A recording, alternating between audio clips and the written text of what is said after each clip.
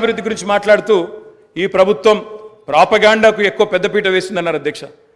వాళ్ళ హయాంలో 50 ఏళ్లలో అధ్యక్ష ఒక్క గంగదేవిపల్లె చెప్పుకుందరు, ఒక అంకాపూర్ చూపెడుదురు. అది కూడా పాపం మా గ్రామస్తులు చేసుకున్నారు, వీళ్ళు చేసింది ఏం లేదు. కానీ మా హయాంలో మా 10 ఏళ్లలో గర్వంగా చెప్తున్నా సార్, 3% కంటే తక్కువ జనాభా ఉన్న తెలంగాణ జాతీయ పంచాయతీ అవార్డులలో 30% అవార్డులు గెలుచుకునే విధంగా ప్రభుత్వాన్ని నడిపినాం. పల్లె ప్రగతిని చేసి చూపెట్టినాం. కావాలంటే చూసుకోవచ్చు.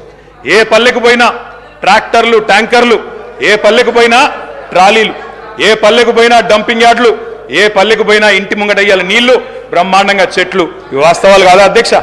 ఇవాళ మీరు ఎంజాయ్ చేయండి, పర్వాలేదు. 10 ఏళ్ల తర్వాత ఎంజాయ్ చేయండి.